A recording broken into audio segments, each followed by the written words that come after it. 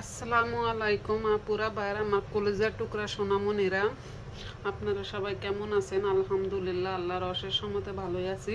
আমি এখানে মুরগির পা নিছি। এই পাগুলো পরিষ্কার করা গরম পানিতে দেওয়ার আগে আমি ভালো করে লিকুইড সাবান দিব, লিকুইড হ্যান্ড ওয়াশটা দিয়ে দিলাম। দিয়ে আমি ভালো করে এইভাবে পরিষ্কার করে নিব। পরিষ্কার করে তারপরে আমি গরম পানিতে দিব। দেখেন আমি লিকুইড দিয়ে দিছি, হ্যান্ড ওয়াশ ভালো করে এখন দিয়ে নিব, কারণ এতে যে ময়লাটা থাকে, দূষিত যে ময়লা, ওই ময়লাটা পরিষ্কার হয়ে যাবে। দেখেন কতটা সাদা হয়ে গেছে। যদি লিকুইড যদি না দিতাম তাহলে সাদা হতো না। এখন আমি কেসির সাইজের নখগুলোকে আগে কেটে দেব।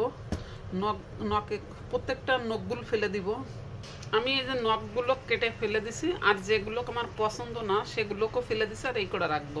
আজকের আমার মাংস রান্নার কথা ছিল, কিন্তু আমার কাজের ব্যস্ততা, তারপরে আমি মশলা টশলা বাটা, যার কারণে আমি আজকের মাংসটা রান্না করতে পারি নাই।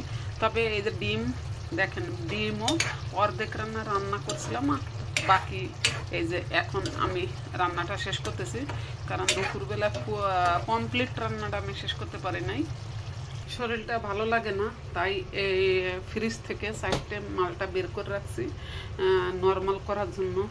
কারণ নর্মালেই থাকে, কিন্তু ঠান্ডা, ফ্রিজে অতিরিক্ত ঠান্ডা, যার কারণে পানি দিয়ে ভিজে রাখছি। এখন জড়ানি দিচ্ছি।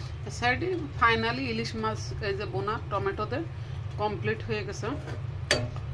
এখন আমি ডেকে রাখবো।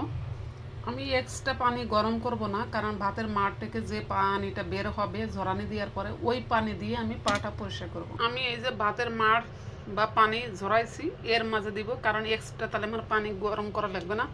আমি খালি দিব আর উঠাবো। একবার আপনাদের অরিজিনালটা দেখাইতেছি।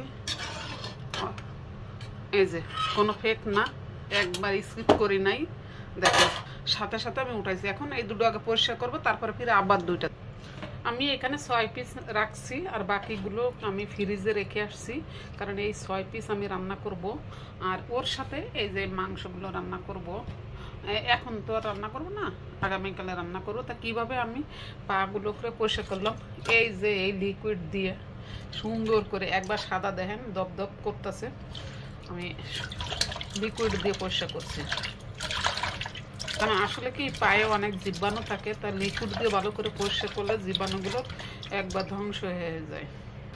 এ পর্যন্ত তো ভালো থাকেন, সুস্থ থাকেন, আল্লাহ হাফেজ, আসসালামু আলাইকুম।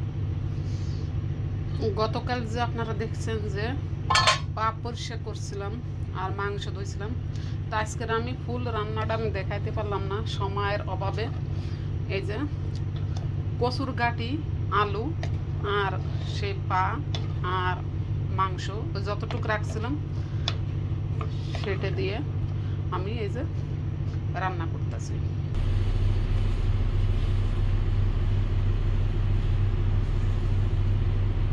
কচুর গাঁটি দিয়ে, আলু দিয়ে, আর মুরগির গোশ রান্না পা সহকারে।